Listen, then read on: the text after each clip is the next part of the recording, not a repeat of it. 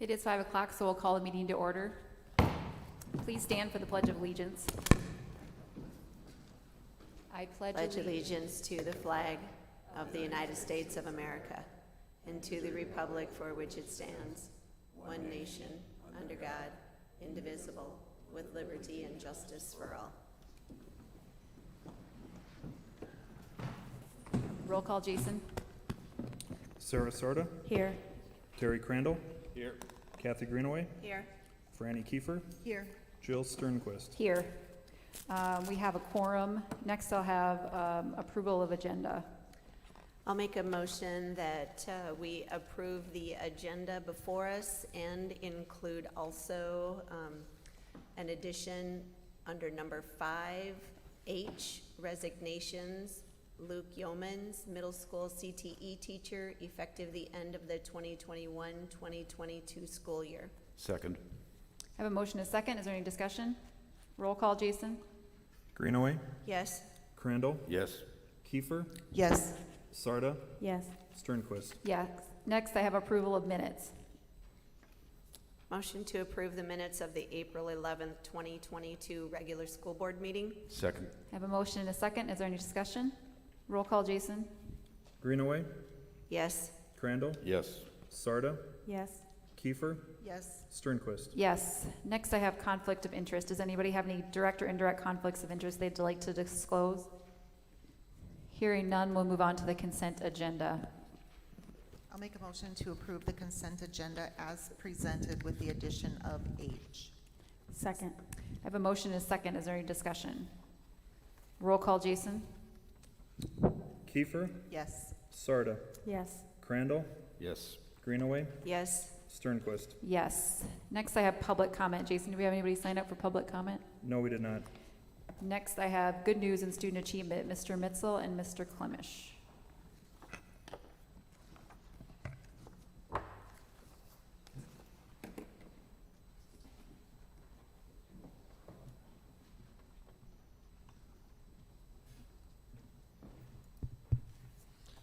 Well, I'll just share a few fun things that are happening at Beetle. Last week, we were able to have our Beetle Carnival.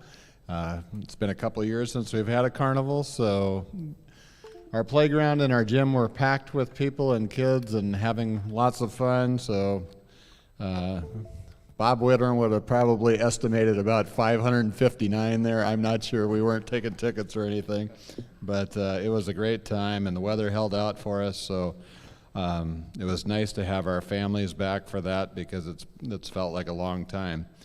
In addition to that, last week we had our kindergarten sing, and again had several hundred people coming for that, and it was a chance for our kindergartners to have their first public performance for singing, and Mrs. Remfer did a fantastic job with that, along with our kindergarten teachers. Our fifth graders had the opportunity last week to go and tour the middle school, and that's part of our transition activity for them to go up there and eat some lunch and walk through the hallways and learn a little bit about YMS. So those are all happening last week, which felt like a really fun week for our students. In the next couple of weeks, as we finish out, we have a lot of classes that are doing field trips, and a third grade class to take off for the visitor center today and a couple more later in the week, so that's been fun. Our fifth graders will have a kind of a celebration breakfast, and we'll do a slideshow of pictures for them, and then we'll culminate with a fun day for all of our students to finish the year. So just some fun activities and things that we look forward to having, and our students and families look forward to as well. Any questions for me? Thank you.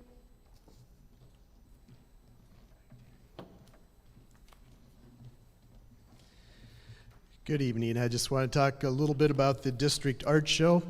We've had, outside of the last couple of years with COVID, we were not able to have the art show, but this is the 29th annual art show, district art exhibit. And it's more than just the district, it's all schools. So the 6 public schools and 1 private school all participate. And that's been that way since the very beginning. We've always invited our friends there to show off their art. Uh, This little art show started, Kathleen West, former Stewart School principal, and a group of teachers and some community members attended a small art show in Sioux City, Iowa, 30 years ago, and they thought, we can do this too, and we did. The first art show was at the 4-H grounds long before the ice arena was built on. It was small. It took about a week to set it up because we had to set up all the boards, come and display all the art. And I took over as a community member about 20 years ago, and then we shortly thereafter moved it to the middle school, and have had it there ever since. And it really is a good location. This year, I'm just amazed at the art that was there. The kids did a super job, and it was nice. We were able to display, teachers in the audience, Deep Space Sparkle from our art curriculum.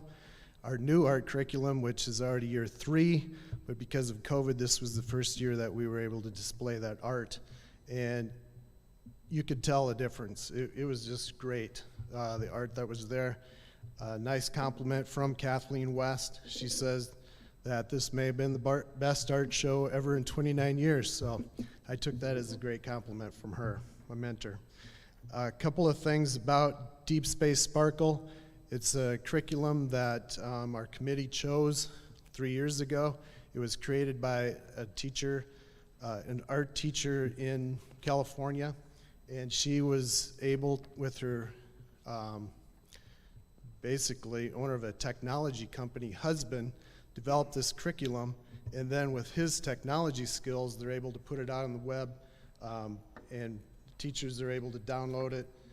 Nicole Valnis does a great job keeping all the downloads up to date with the teachers so they have full access to it, and it is a super program. The name Deep Space Sparkle, by the way, is a Crayola crayon color. That's how they came up with the curriculum. Just had to know that. All right, a couple of things a couple of kids that really stood out. Justin Brunig, our high school pottery and sculpture teacher, said at the state we had Arturo Alonso win 3rd place in the sculpture division, and he won 1st place in the cultural art. And if you happen to go to the art show, the P&D captured the best picture of 2 students taking a look at this little donkey with his Hispanic culture that was just outstanding. It was unbelievable. And Arturo had a whole table of art, pottery, that was out of this world. It was just really exceptional. So our hats off to Arturo. And we had 6 other students participate in the state art show. But a big thanks. It takes a team effort to put on the show. I'd like to thank the maintenance for setting this up. Like I said, 25 years ago, it was a 4-day event. We went each night to set up boards, put up art, staples in every corner of the art, all the art.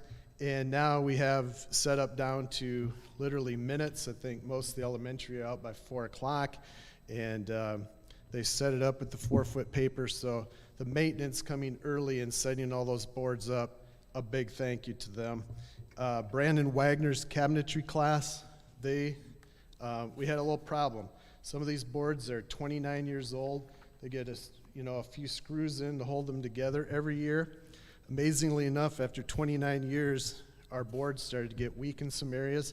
So his class took and cut off a strip. It wasn't my idea, but it was a great idea for them to do that. And you guys all know the price of lumber now, $47 a sheet for OSB. It would have been $5,000 to replace the art show boards, and they saved them all, so we're able to reuse them, hopefully get another 29 years out of them. So thank you to his class.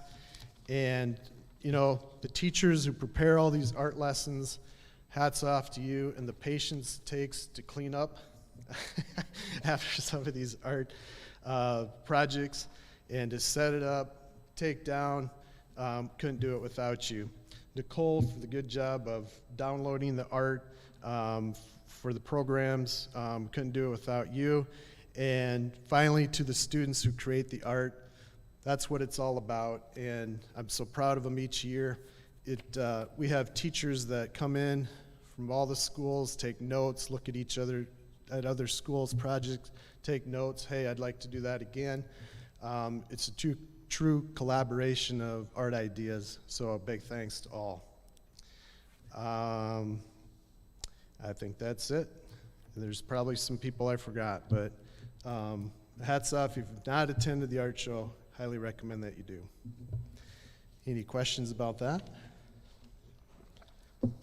Trivia question: what color is Deep Space Sparkle in the Crayola crayon box?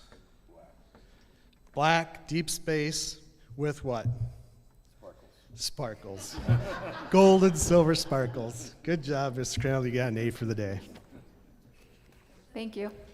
Next, we have the Facilities Task Force Committee presenting their final recommendations.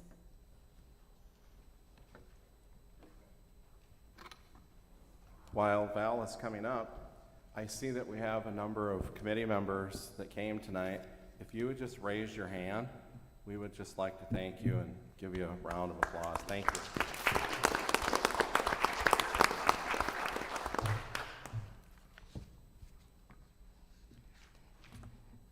Good evening, Board. Thank you for having me back tonight. Tonight we are looking to recap some of our previous presentations to you about our facility task force work and their recommendation.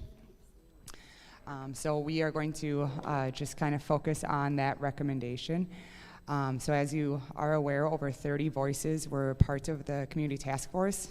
In addition to that, we also had administration as well as principals and part of that discussion. And really our focus or our process started before this group met. It started by understanding your facility conditions.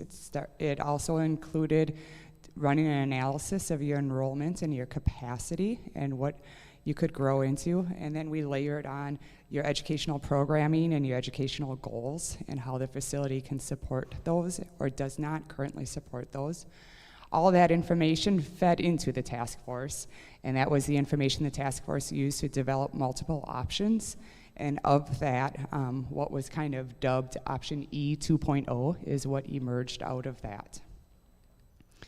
And again, the different factors that the option that is being recommended includes combining our early childhood special ed programming with early childhood. It does fall within the bounds of your capital outlay budget. Let's see. I have a tough angle here, so I'm going to go off of memory. It also includes growth for your kindergarten, and as well as supports some of your other district forward 2024 goals of including makerspace, because it will free up some space at Lincoln and Beetle and Stewart. All in all, like I mentioned, this is all being supported by kind of the foundation of this whole process, which was your 2024 strategic plan that the district has.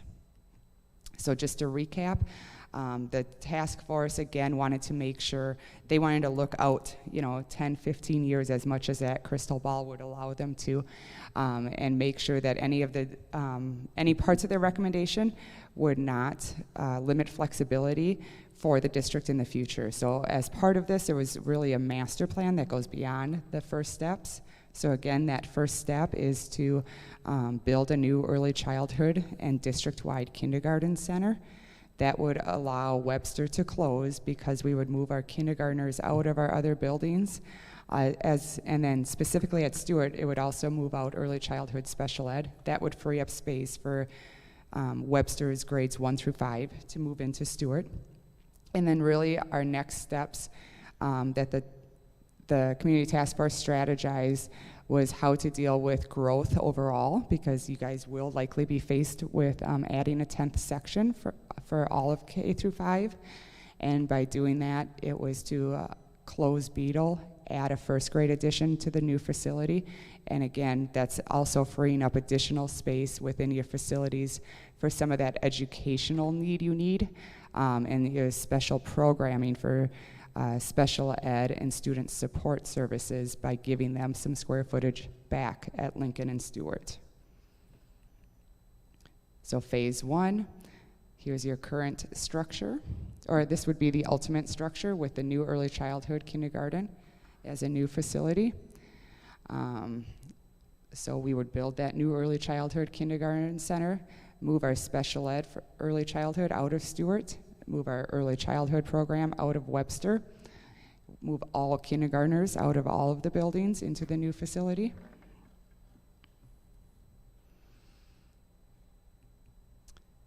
And then we would take those spaces at Stewart where early childhood special ed are currently housed, as well as the two kindergarten classrooms, and repurpose that for the Webster grades 1 through 5. This would also, by moving out the 3 kindergarten sections, each at Lincoln and Beetle, that would free up space, ideally to make some of your makerspace goals and provide some building square footage for your special programming and student services. That will then allow Webster to be decommissioned. And then that's how we get to the end of the phase 1. Any questions?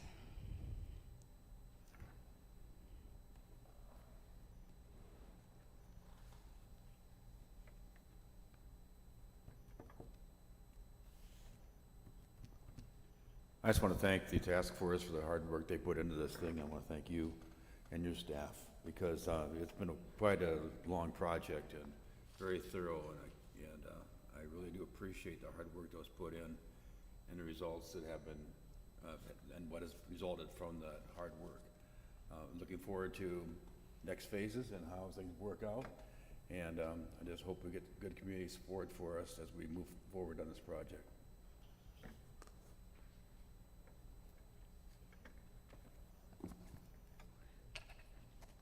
This is an action item, so I would entertain a motion. I move we approve the Facilities Task Force recommendation. Second. I have a motion and a second. Is there any discussion? Roll call, Jason. Crandall, Yes.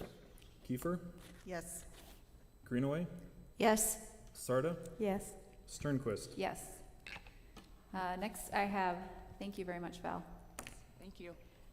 Next I have curriculum and technology, Mrs. Valnez and Mrs. Davidson.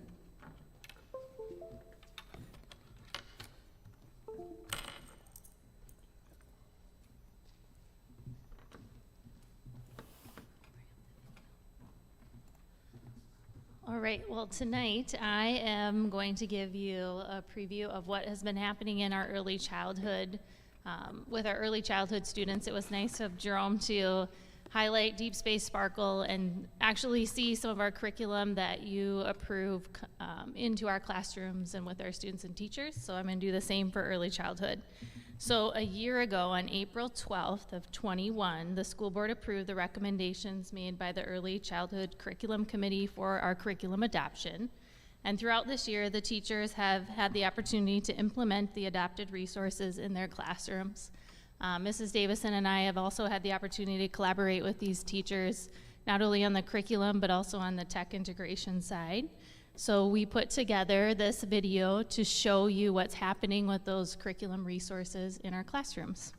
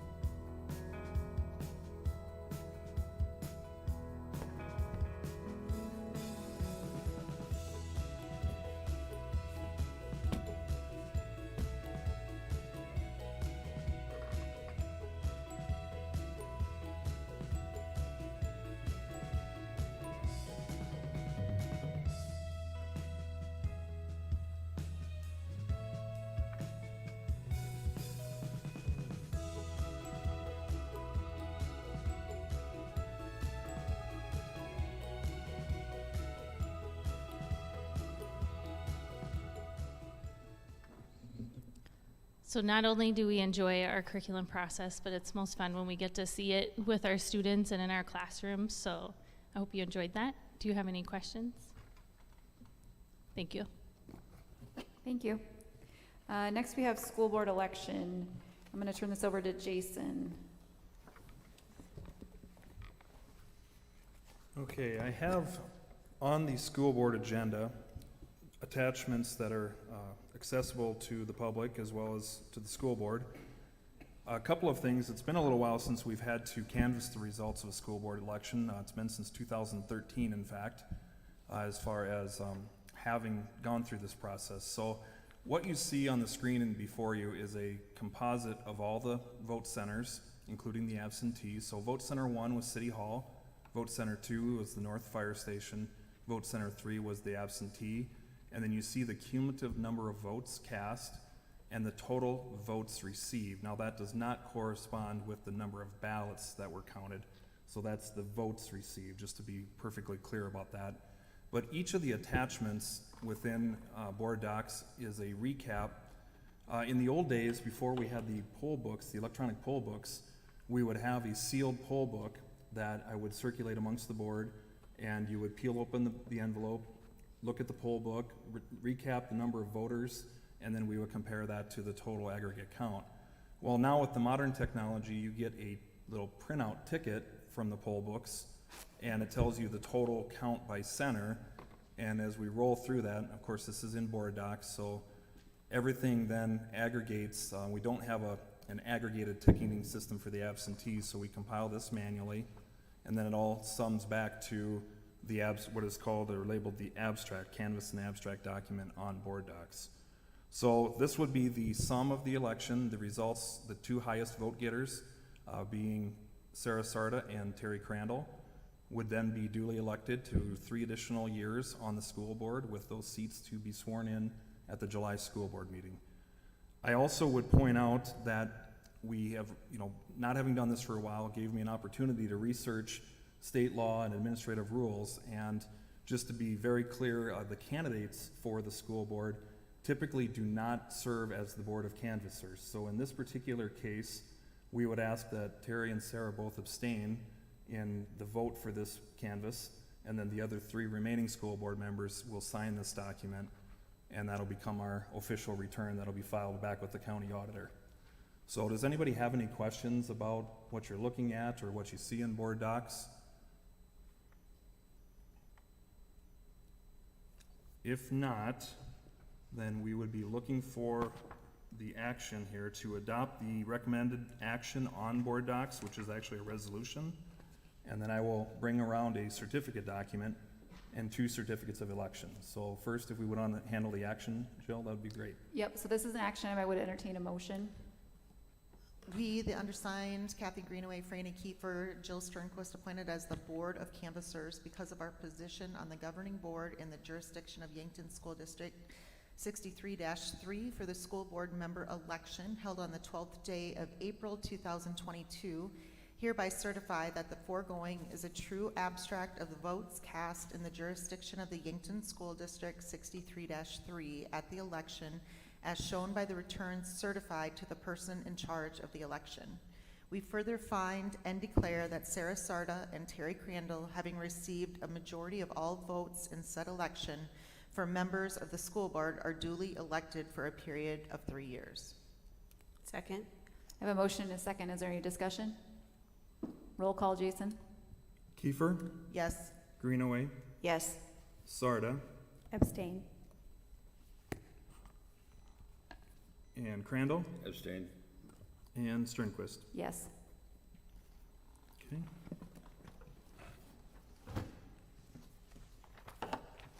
They said it wouldn't be done.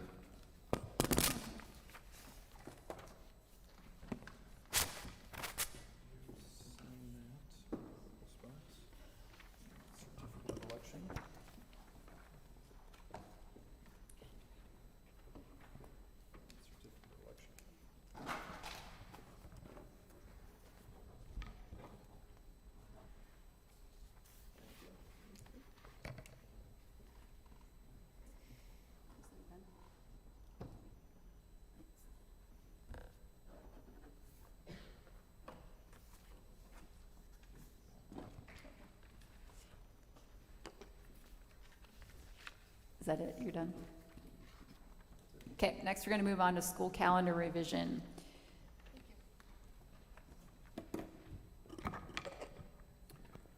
Okay, we have two calendars in front of you. One is a no makeup snow day, and the other one is a makeup snow day. It seems impossible that we would have had a snow day, or I made a bad call, which is very likely. But we had a winter weather warning, and I think it hit us maybe around 3:30, 3:45. So we were out for one day, and if you approve the one-day makeup, that moves our last day of school to May 20th, which is a Friday. Currently, it's May 19th, which is a Thursday. And then it moves the teacher work days from the 20th and 23rd, or from the 20th and 24th to the 23rd and 25th. And then there's a teacher in-service day on the 24th. So it is up to the board to decide if you want to make up the one day. I would see absolutely no value in adding a makeup day, so I would move that we approve the draft snow day with no makeup day. Second. We have a motion and a second. Is there any discussion?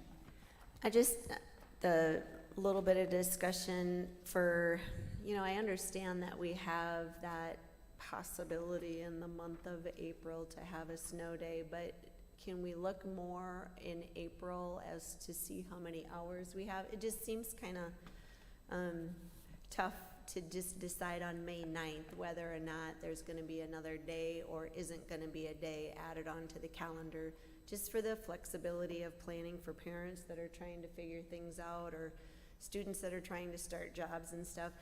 Is there any flexibility in trying to lock this in a little earlier on a school board meeting? Yeah, so that's a good question, Kathy. So we've done that before, and the two times that we did it, we had snow days afterwards. So then we had to come back to the May meeting and decide if we were going to readjust the calendar. So we had done it before in the April meeting a couple of times, but then we had snow days after that.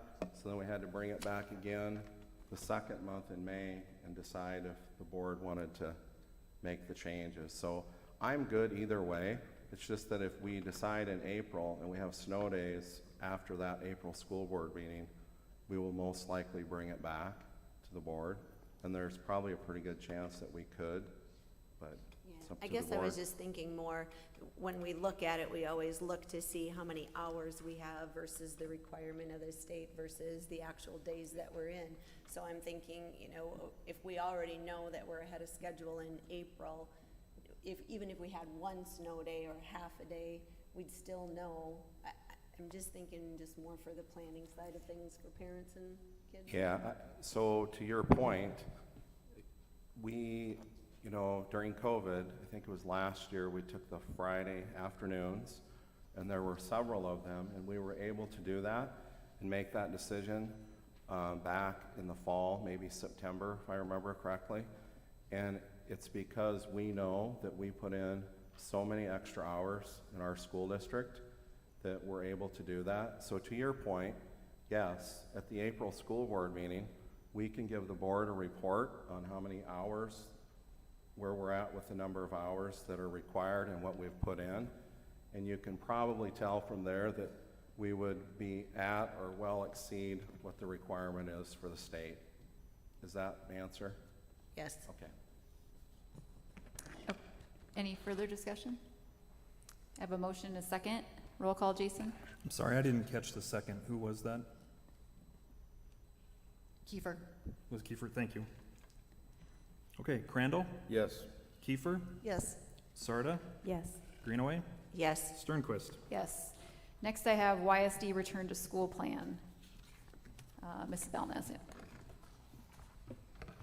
All right, tonight I would like to review our return to school plan, which we adopted on August 16th at the board meeting. And first I just want to highlight where it is on the website in case somebody is looking for it. It has been a live public document all school year and is a Google Doc, so it's constantly being updated. It always includes the last updated day as well. So right now we have several news items, so Jason did have to click show more on the home page, and then you can see it is towards the top always on that page. Then you'd click in there, and there's a link to the live document. So the Return to School plan served as a guide for the district this year as we continue to navigate very uncharted waters with the ongoing impact of the pandemic. Our Return to School plan also contains a last edited date, as the document is live and public on our website. The document continued to be reviewed based on available state and federal health guidance. So there are sections, 6 of them within the plan, which are required by the U.S. Department of Education's American Rescue Plan Act, Elementary and Secondary School Emergency Relief Fund. The sections within the plan are as follows: school and health safety, academics, special education, mental wellness, operations, workforce management. Tonight, I just want to highlight a few of the components from our plan.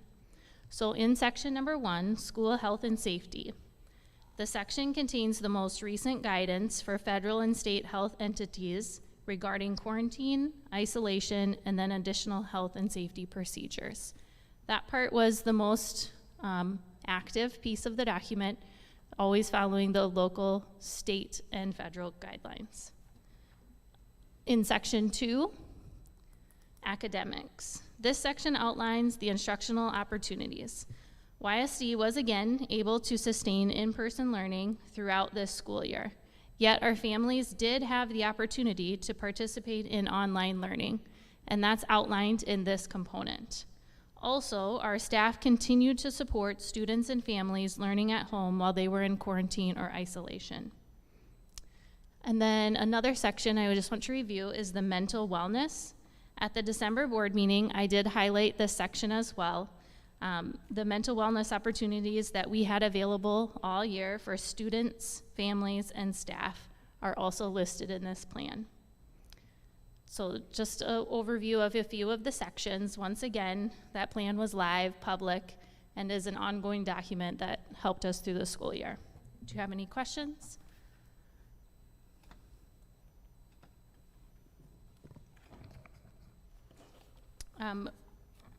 We will be looking to update for next school year a return to school plan. It's required by federal law. So if the public has any comments that they'd like to give written feedback to about the plan for next year, they can send it to their building principals. Thank you. Thank you. Next, we have the Yankton School District Technology Plan. We have Mr. Frederickson, the IT supervisor, and Ms. Davison, the technology integrationist, to present.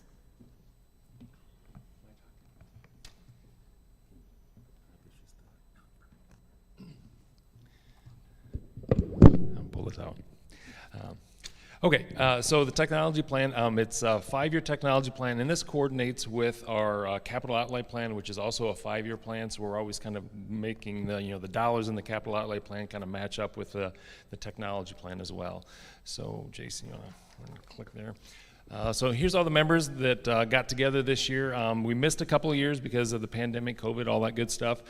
So there's quite a group of parents, administrators, school board members, and quite a few staff members as well who worked on this. And we met several times this year to kind of iron out some things. And it's quite a lengthy document, so we're going to kind of just go through really quickly, and we can look at questions at the end. All right, there are 5 focus goals in the technology plan. Number 1, provide technology tools to maximize achievement and instruction. 2, professional development. 3, integration of technology with curricula and instruction. 4, improvement of infrastructure and technology. 5, use of technology to promote parental involvement and increase communication with parents. All right, that's the last slide I'm going to read. So, going on. Goal number 1, to provide technology tools. Basically, this is the stuff that kids and parents and staff members have in their hands, laptops, Chromebooks, iPads, printers, all that kind of stuff. So again, the technology plan just kind of goes through and says, okay, in the next 5 years, where do we need to be with that? How much money do we have to allocate to, rotate through laptops for teachers or update iPads, things like that. So that's everything on this goal 1. Goal 2, moving on. Professional development. This is a huge piece of this. If you spend a lot of money on technology and then your teachers can't use that technology, that's not a very good investment. So we focused a lot on professional development this year. Nicole and Allie do a fantastic job of getting professional development put together. Allie has made more things in ClassLink than I think there are stars in the sky at this point. So there's a lot of resources out there that we can put our staff to. And it's been great from a technology standpoint, because when somebody has trouble, hey, how do I do this? A lot of times I've been able to say, go in ClassLink, there's a folder in there that tells you exactly how to do that. So it's been really good to do that. Professional development, again, attending conferences, technology standards. We worked to hit the technology standards that are promoted by the state. And we had, how many people did Google certification last summer? Do you know? We had a whole bunch of teachers do Google certification. I didn't look the number up. Any idea? About 100, Nicole said. So quite a few staff members went through that, and it's all Google self-paced training, and then they get a little certificate that says they're Google Level 1 certified. Again, second slide for professional development. Again, this is something Allie did a lot with, providing teachers training. She's been out in the classroom a lot this year. Nicole used to be in the classrooms a lot more. It's kind of allowed the technology department to focus more on the boxes and wires and things like that, although Allie and Nicole, Allie especially, has gotten hit up with a lot of, how do I fix this? What button do I push? Those kind of questions, and she's been really good about referring everybody to the technology department for that. But again, professional development is real key. We did Ed Camp in October, thank you very much, and we had quite a number of teachers went to, it slips my mind, where'd they go? The TIE conference, thank you. You went to TIE, that's right, okay. All right, so professional development, that's goal 2. Goal 3, and this is, you can jump in here whenever, Allie, because this is kind of your deal. So goal 3, integrated technology with curricula and instruction. Anything on this one? With, thank you, Matt.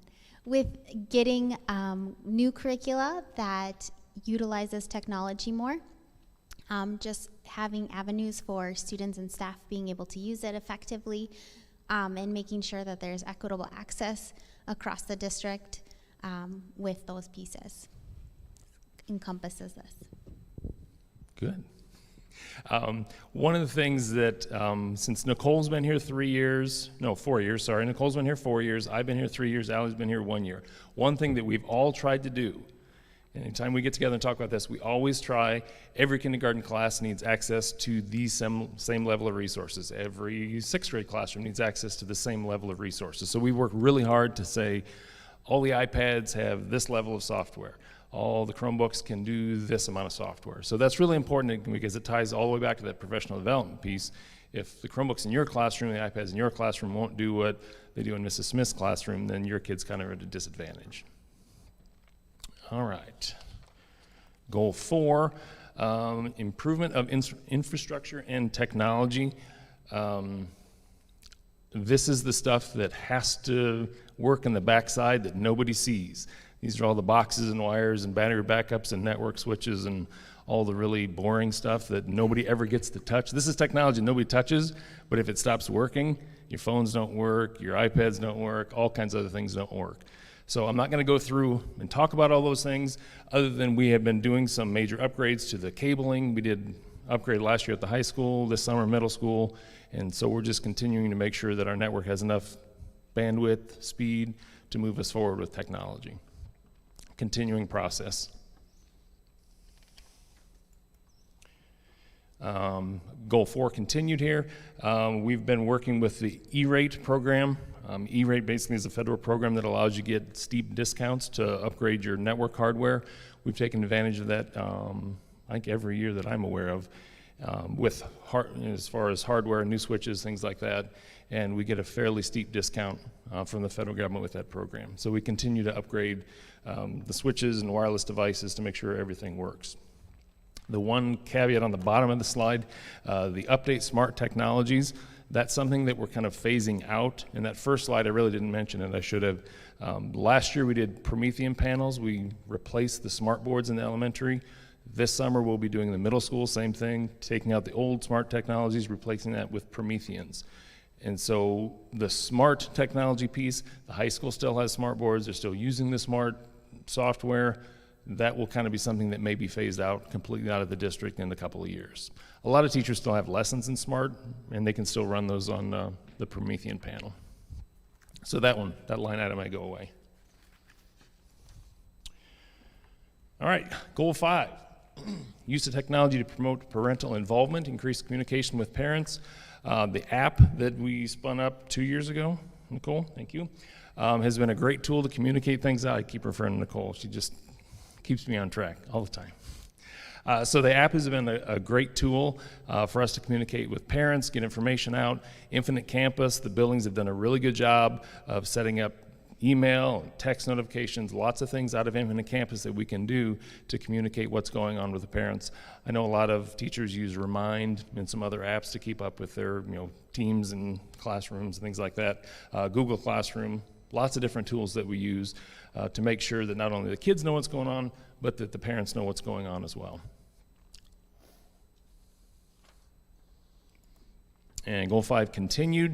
We've done a number of surveys to bring feedback from parents and other community members. Again, the app will be integrated into our website. We're using the app 2 years. This summer, we're going to switch over to an App2G website as well, so it'll tie directly in with the app, so there's no missing pieces or whatever. Anything that's on the app goes right to the website, so that'll all tie together very nicely. And again, Allie and Nicole have been doing a lot of work on that as well. So we should be live July 1-ish, somewhere in there. This summer, coming soon this summer. And the last item I want to put on Goal 5 here is at the bottom, with COVID pandemic, we've done all the board meetings live stream, so we can, because we couldn't have everybody in here. We're going to continue doing that. The middle school is going to get a big upgrade this summer for live streaming. I think we're going back to the district office for these meetings next month, so we'll continue to live stream. And we've been doing a lot of live streams, concerts, and different events at the building. So we're going to continue to do that so we can continue to involve people in the process. All right, last one, I think. Second to last one. Acceptable use policy. This is one of those things that we just have to have in place to make sure that our technology is used appropriately. The SIPA compliant, that's the Child Internet Protection Act, to make sure that we have devices in place and software and hardware and all those things to make sure that students don't access inappropriate material, staff as well.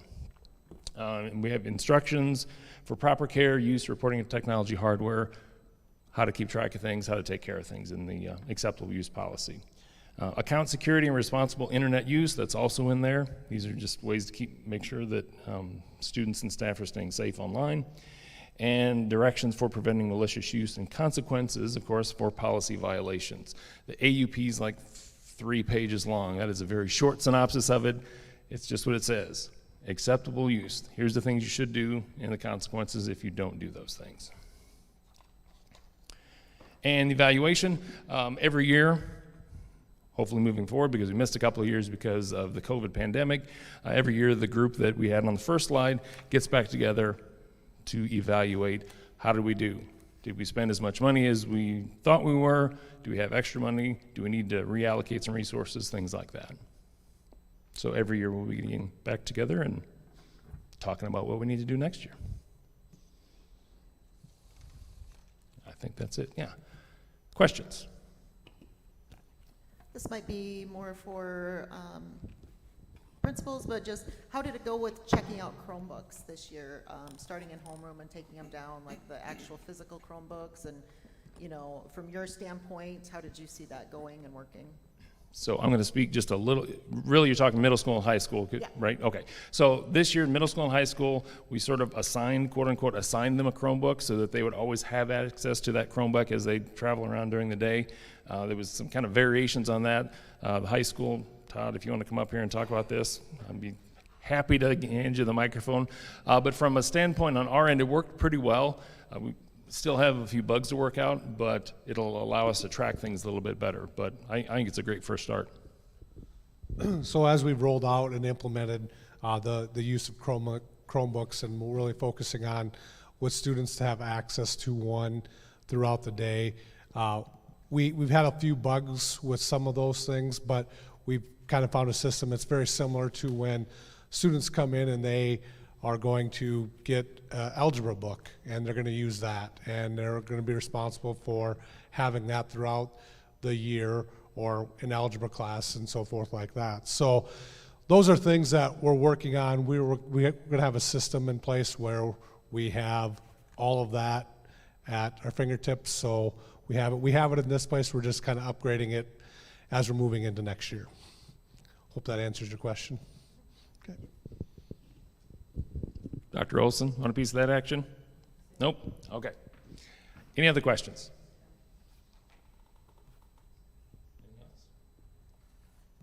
Okay, thank you very much. Thank you.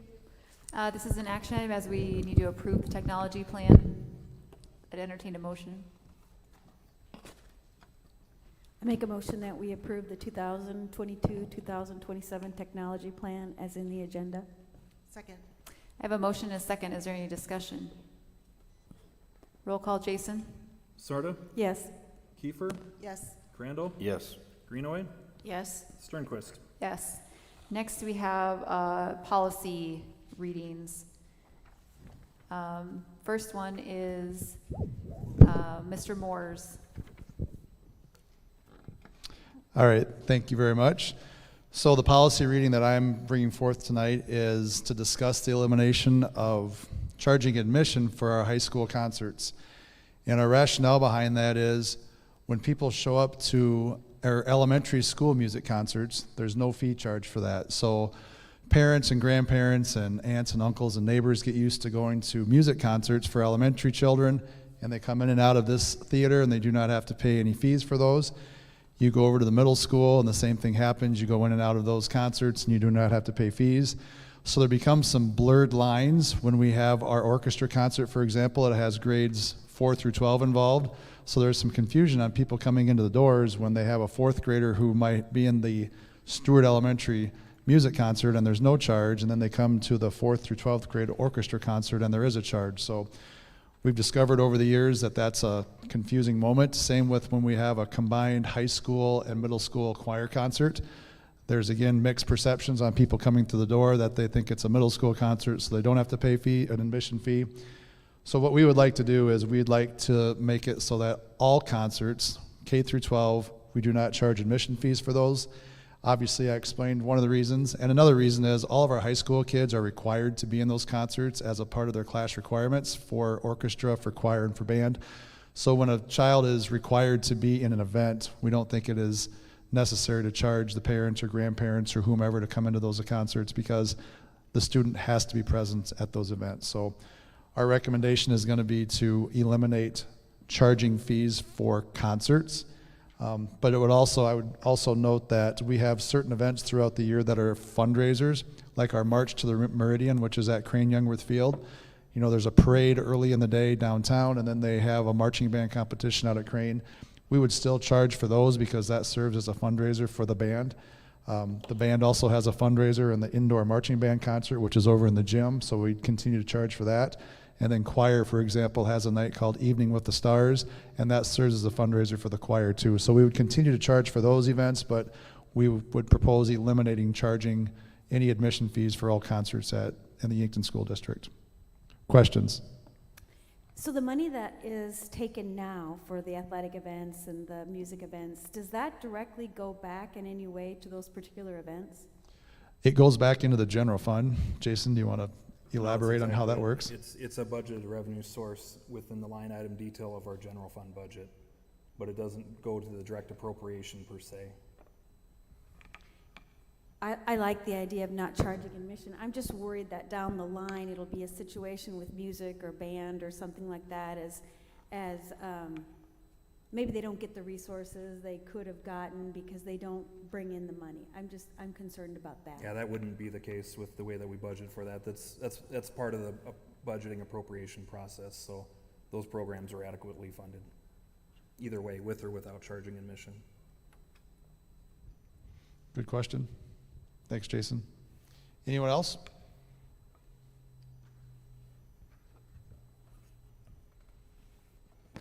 introduce this new policy as written in the agenda. So this is the first reading, correct? So we'll bring it Correct. back for action. Yep. So next we'll move on to rental and use facilities policy amendment, first reading. I can take that one. This is an annual review, so we bring this to you in May, and the changes that are proposed are to the fee use schedule, and that is along the lines with the city of Yankton and how the Summit Activity Center rates are charged out. So we just crosswalk that and make sure that our rates are consistent across the entire school district. And then the other change for this year would be the addition of a couple of premium dates because of some school holiday changes for 22, 23. So what we do there, if you recall, it's almost been 10 years now since we revamped how we charge for rentals. And whenever there is a school holiday or a federal holiday, the adjoining dates, that would be maybe a Friday if the holiday falls on a weekend, or if it is the weekend itself, if a rental is requested and we can accommodate, then it's charged a premium rate, and that's set out in your fee use schedule that we adopted about 10 years ago. So those are the changes for this year. Otherwise, everything else would recommend stay the same for first reading. Any questions for Jason? So this is just a first reading, so we'll move on to the classified employee handbook. Okay, I'll take that one as well. So the draft of the 22-23 classified employee handbook is attached. There are a couple of recommended changes. First and foremost, the biggest highlight is the pay plan the school board approved last month. So that is reflected in the hiring base pay schedule at the back or in the appendix. So that's a very positive thing, and we're excited to roll that out and use that as a very positive recruitment tool to fill our positions. The other changes that we're recommending are within some wording on some separation dates, just to clarify, as well as a change in the allowable use of employee sick leave to mirror what the teachers' contract and administrators and classified professionals are currently practicing. And that's with use of the definition of sick leave to be, as it exists today, you have to have a child that goes to the doctor to use sick leave, and we're proposing elimination of that requirement and giving employees that flexibility if it requires to stay home with a sick child, that they'd be able to do that with their sick leave. So those are the 4 major changes to the handbook. Again, they're noted as the changes are tracked document, and we'll bring that back next month for a second reading and approval. Any questions regarding that? Next, we'll move on to School Finance 101. Mr. Beets. All right, Dr. Olson, are you ready? I know this is your most exciting time of the year. Okay, I'm just going to give a couple of really, really high-level observations or comments about this proposed budget. We have conducted work sessions, as we do every year in the spring, with board members, and we walk through different scenarios, and then we put together a preliminary budget, which is summarized here for you tonight, and this is in accordance with state law that we present a budget for your first look at the May school board meeting. So what you're looking at right now would be the preliminary budget document. It's sorted by functional level, and then it's subdivided into the instructional areas, as well as the supporting services, co-curricular activities, non-program charges, and then the other special programs, which are the federal sources.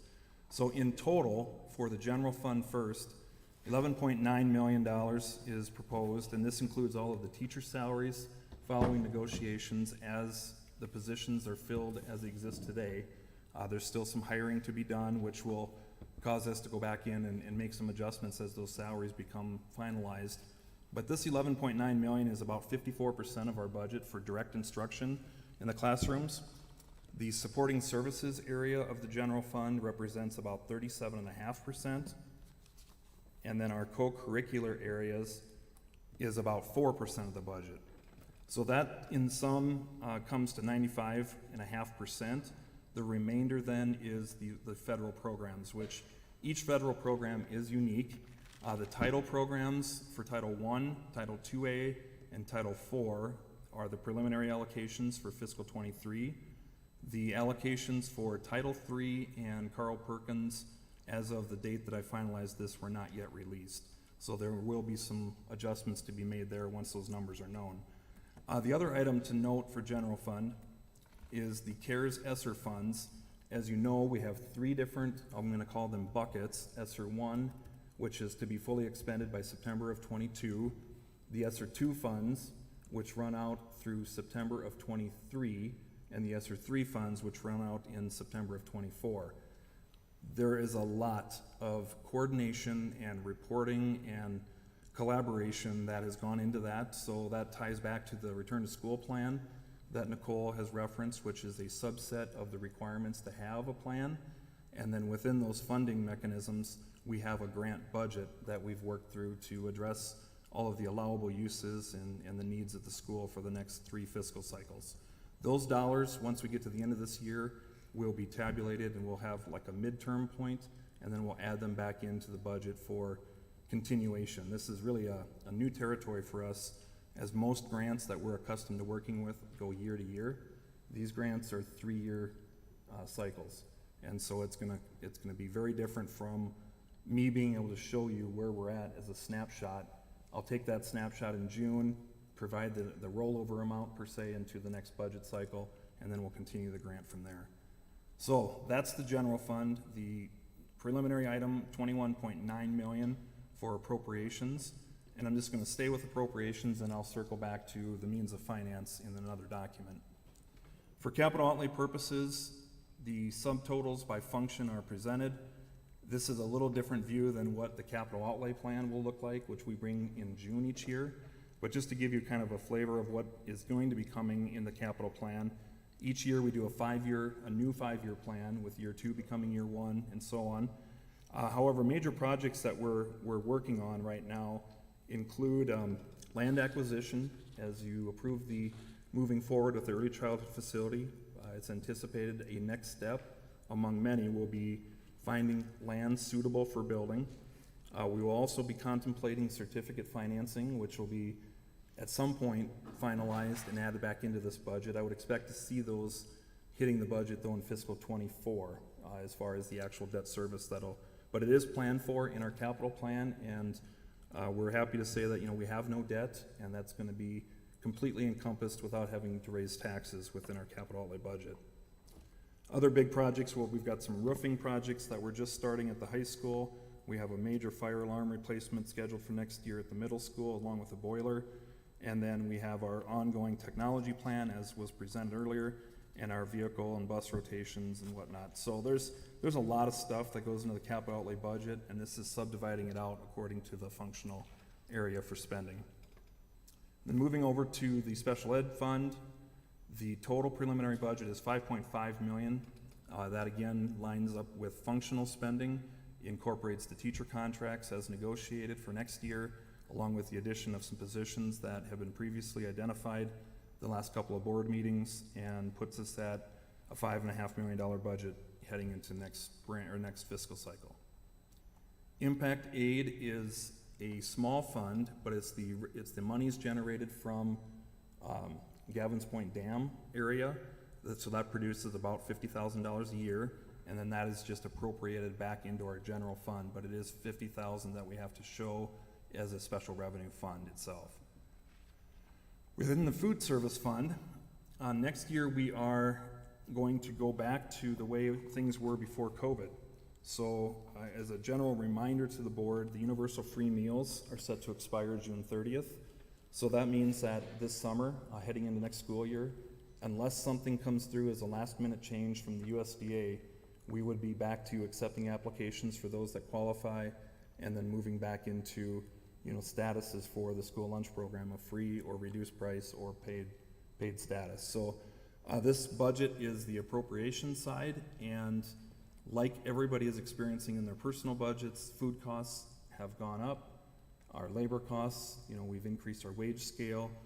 We're sitting very well financially in the food service fund, so I'm going to be bringing back a recommendation on setting meal prices, if not in June, certainly by July, but we're waiting for guidance from USDA, and a lot of schools are kind of on a wait and see approach, but I am not expecting a meal price increase from where we last had to charge.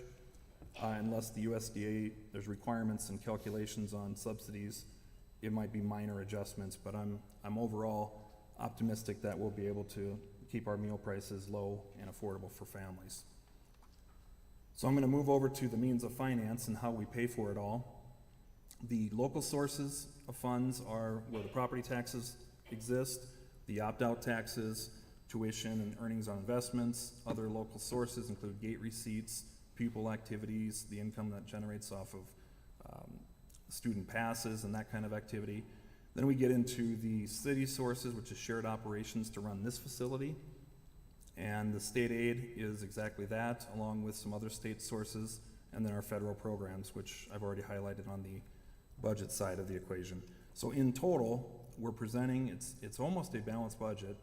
And without, for a $22 million budget, we'd have to use about $185,000 of our reserves to balance the budget as presented today, which we think is a really good place to be for this preliminary budget. Capital outlay sources have, again, property taxes fund the majority of the operation. We have some shared costs with the city, and then we have, I am really happy to pleased to announce, and I have told this to the board, but for the public, the FEMA appeal for our track project was awarded. So we are back to where we started in the process, and that's going to be closed out. Our track looks fantastic, and we should be receiving around $383,000 to help fund that project. So some really good news on that front. Special education has a state aid formula that's driven off of child count by 6 disability categories along with property taxes. And then we have our IDEA grants for the 611 and the 619 programs. Impact aid, I've already mentioned, is the in lieu of property taxes revenue source from the federal government. Food service, the funds derive from the sales to students and adults, and along with the food service assistance from the National School Lunch Program. And the last item over on the far right is the concessions operation, which is proprietary in nature and basically a balanced budget. So with that, satisfies the requirement to present to you a preliminary budget, and the action that we would ask the board to consider would be to set our public hearing, which would be recommended for the July school board meeting at around 5:15 p.m. at the administration building. I'd entertain a motion. I'll make Go ahead, Kathy.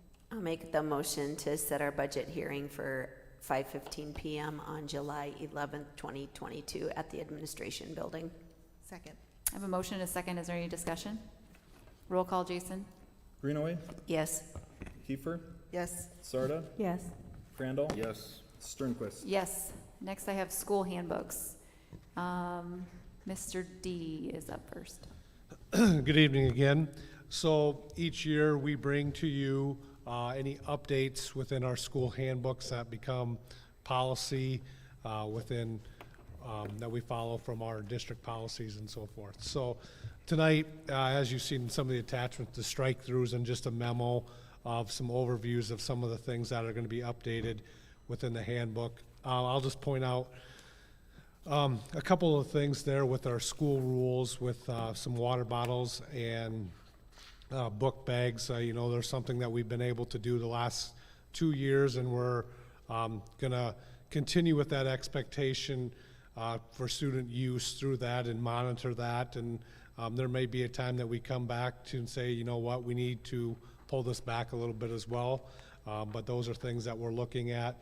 Our schedule for the day, our schedule is just gonna be updated. One thing that we're changing is we're gonna really move our homerooms to the morning. Instead of a split homeroom day, we had at the beginning and at the end. It's just going to be in the morning going forward, and still a 7-period day with 50-minute periods, very similar to what we had last year or this last school year as well. One of the interesting ones always is our dress code policy. So I got together with our student council, and I'm very proud of them, and I just talked with them. And I asked them to look through our current dress code, and let's sit down, and we'll sit around with them and visit about what that looks like and what possible changes can be made. So those changes in there was a collaborative approach that we worked together on to put in, as well as with our department heads, shared some of those ideas as well, so that we come together with a working document. And like I said, we really looked at what we've had for expectations in the past and wanted to continue with those, but also defined a few more of those as well. One other one, last board meeting, we adopted a bullying policy, and we wanted to reference that in our handbook. That's very similar with that. Then the last, there is with some student-issued devices. With the technology plan being adopted tonight, we really wanted to put in some of those expectations with our student-issued or our Chromebooks at the high school, and it just needed to be spelled out within our handbook. So tonight, that's the updated changes to our high school handbook. I'd ask for your approval or take any questions. How will it work with the Chromebooks, checking them out in homeroom and then turning them in again at the end of the day? Yeah, we're going to give that option where they would turn them in at the end of the day. They have to, but it just won't be during a homeroom time. So they could stop at the end of the day to stop in to charge their Chromebooks over throughout the night. Can you talk a little bit about changing that homeroom prior to what would have been the start of classes? So we had, last year we changed it because we were checking out Chromebooks each morning throughout those homerooms. And and I really heard this from our students, I heard this from our teachers, is they want more time to get to know and take care of their things in homeroom. So we wanted to really set aside some time and have that at the beginning of the school day, where there's a lot of times where there's some kids are able to go down and have breakfast or bring some breakfast things in, do some of those types of things, and really build that relationship time within that homeroom. And to be honest as well, with having a split homeroom, Mr. Campbell, myself, sometimes we had a tough time keeping kids in for the last 5 minutes or 10 minutes of the day in the homerooms without, just leaving after 7th period. And so this 8:05 start, is that the earliest that we've ever started? Yes, this year we started at 8:10. We've had our start at 8:10, and next year it'll be at 8:05. And one of the big reasons is to work around that lunch time before if we move it back, then our lunchtime gets moved back, or vice versa with that. So our 8:05 time with a kind of a breakfast homeroom time that we're going to allow students to have and be part of that within their homeroom teachers. And then just what time does the elementary and middle schools open then?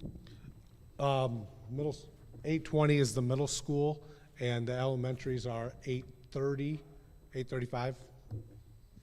I know there was a concern coming that a lot of times the high school students will be driving their younger brothers and sisters to school. Are we prepared to have those siblings earlier if that's the case? I know that we have drop-offs at the 8 o'clock time in all of our buildings, so I think we would be able to accommodate that. I just had a question about the dress code update. What was the impetus to changing? So in our dress code, the big change was our opening statement, and I will read that. Get to my page here.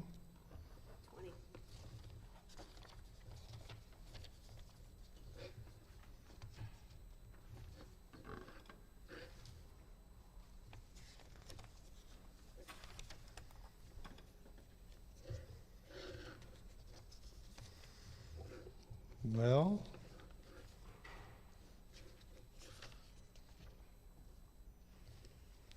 for some reason, I took my updated copy of my dress code out of this. But what I can tell you is that our big change was we really want to focus on the disruption of the school day. And if there's something that's going on when you're walking into a classroom, that disrupts the educational process.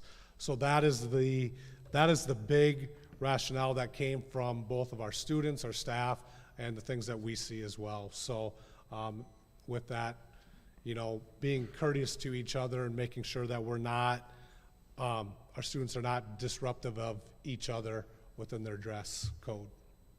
And when you say disruptive, in what ways is that disruptive, the dress code, or what a particular student might be wearing? So a lot of times it depends on the type of clothing that's being worn. There could be, if it's, you know, typically if it's, would be a face paint or something like that, that's more taking the attention off of the instruction that's going on and back onto the student that's walking in to the classroom. So not so much about, I'm just speaking in terms of clothing. Yeah.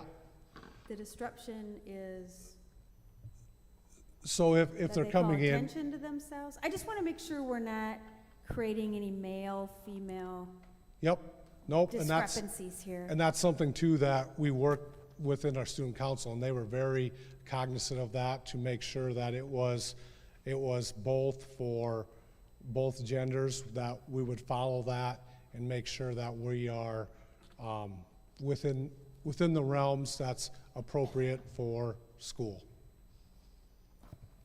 So did the school, or did the student council bring it to you, or did you bring it to the student council? I brought it to the student council.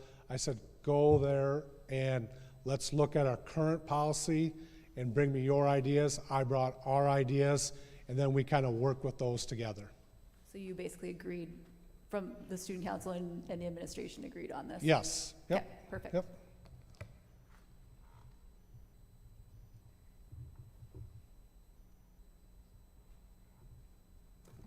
Anybody else have any questions for Mr. D? This is an action item, so I'd entertain a motion.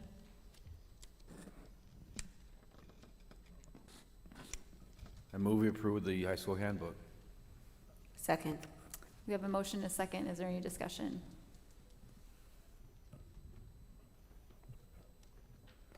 Roll call, Jason? Crandall, Yes. Greenaway, Yes. Kiefer, Yes. Sarda, Yes. Sternquist. Yes. Next, we have Dr. Olson with the middle school handbook. Yes, thank you. So going through the middle school handbook, a couple of changes that we made here. Obviously, the dates and the staff names for next year have been changed. There's a lot of little things that were maybe missed last year. You know, we call our student council YMS leadership as well. So there's just, you know, a slash there for that one. Another one would be the agenda books. We are up with our contract, and I talked with students and staff, and since everything's on Google, they just felt that the students haven't been using the agenda books like we have in the past. So we are no longer giving out the agenda books. So we'll see kind of how that goes for this next year, and just kind of pilot it and see, like I said, for this next school year, and see if that is something that we're good with. The next one, again, is just kind of some verbiage with we don't call it SRB anymore, we call it homeroom. And I did also add the Chromebook policy that Matt talked about earlier, which is very needed for the next year's, and just so students understand and students and parents understand the policy. I too made some changes with the dress code. I used our SYMS parents and our staff. They went through, they kind of made some changes. Some of them just maybe moving a couple of words that didn't necessarily go with the dress code policy, and just put it in reminders, as well as being a little more specific, kind of like the high school is. With some of the dress code policies. Most of it has not changed, but like I said, the teachers had their input with that one. We also added the bullying adoption from what the school board adopted. The lunch program, Jason alluded to this too, that the prices are changing, and so on there I just added that they can view the information online for that one. And again, just more of it's just some name changes with, you know, with, like I said, the SRB, and we don't call it Science Olympiad anymore, we call it STEM class. So just stuff that we approved already for our course catalog, and just make sure everything is matched up. Any questions?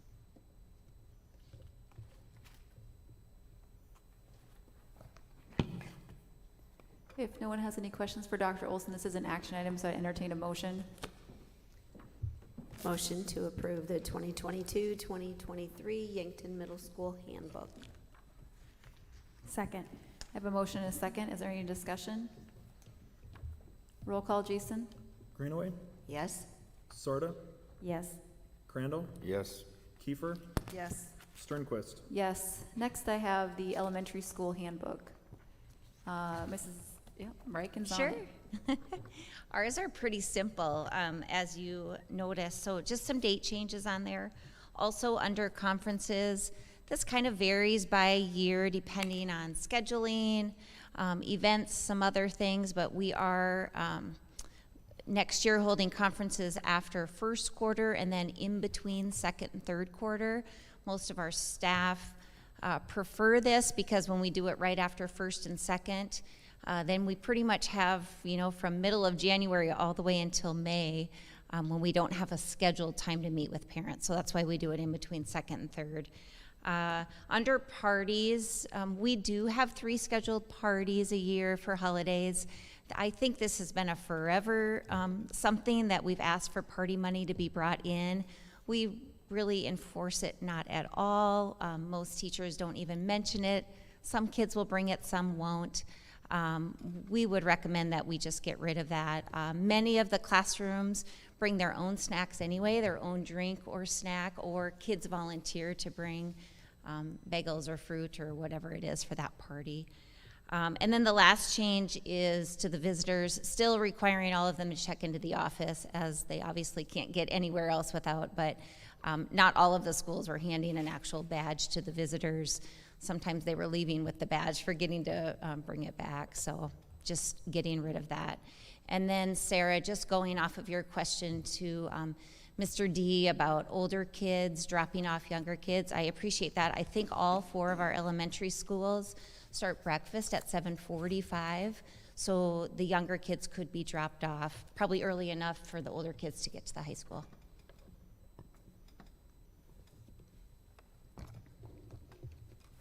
Does anybody have any questions for Mrs. Riken? This is an action item, so I'd entertain a motion. I'll make a We motion. approve the elementary school handbook. Second. A motion and a second. Any discussion? Roll call, Jason? Crandall, Yes. Kiefer, Yes. Sorda, Yes. Greenaway, Yes? Sternquist. Yes. Next, I have summer food program. Mrs. Kramer and Mrs. Horacek, the changing of the guard. Going out with the old and in with the new. Yeah, it's kind of hard to be on the end when you're trying to talk about food when most of us haven't eaten yet tonight, so we'll try to make this quick. But the one thing we want to mention is that we're going to be starting May 31st, and we're going to go back to before COVID, where we had in-house dining. And so we're kind of excited about that because we won't be obviously serving as many meals as we have in the past, but it's a nice time for us to really get to have good reactions with kids. So anyone that's 18 or younger can come and eat free, and adults that also can come. They can come at, they have to pay for their meal, which is about $4.20. And we will do a meal that includes an entree, grain, fruits and vegetables, and milk. We're going to do 3 sites, Middle, Stewart, and Webster. And they'll be Monday through Friday. And the sack pack on Fridays, kids can pick up to take home. And we'll have that available working with Yankton Food for Thought. And I'm going to let Laura get practice in talking to you guys. As Sandy said, we're going to do 3 sites this year. Our times are, at Middle, we're going to do 11 a.m. to 1 p.m., which the Boys and Girls Club at Middle will walk over and partake in that lunch. At Webster, we're going to have serve lunch from 11:15 to 12:30. And then at Stewart, we are doing lunch from 11 to 12:30. We're serving the academy kids there, and then also we kind of arrange that time to kind of work around the new pool schedule. So hopefully some of those kids can just walk over to Stewart or Middle and have lunch before or after swimming. We're in the process of rounding up or lining up activities for the summer. Some of our past summer activities are like the Red Bookshelf. Last year we had Tommy the Turtle come and hand out neat stuff for emergency preparedness. So those types of activities we're trying to line up for the summer. But the only other thing that we ask is that you check the YSD website for updates, schedules, and of course our summer feeding menu. So any questions? Yeah, how are the sites chosen? The sites are chosen, we have to apply every year for summer food, summer feeding. And the sites are based on enrollment data, some free and reduced data, and some census data. So this is our last year for middle school, and then we have to reapply. Middle school is kind of approved on like a 5-year basis, so we'll have to reapply for next year for middle school. But I would just add a point of clarification. I believe there are 2 Mondays that we would be not serving over the course of the summer. Am I correct? Is that June 20th and then Monday, July 4th? that's So correct, yep. There'd just be those 2 dates. And then what was our end date that we had planned? The 31st or the last day of July, like the 30th or the 29th of July. 29th of July. 29th, yep. Why not June 20th? That's now a federal holiday, and it's an observed employee holiday, Juneteenth, yeah. Yep. as well as, of course, Independence Day, so. Thank you very much. Next item is adjournment. Motion to adjourn. Second. All those in favor? Aye.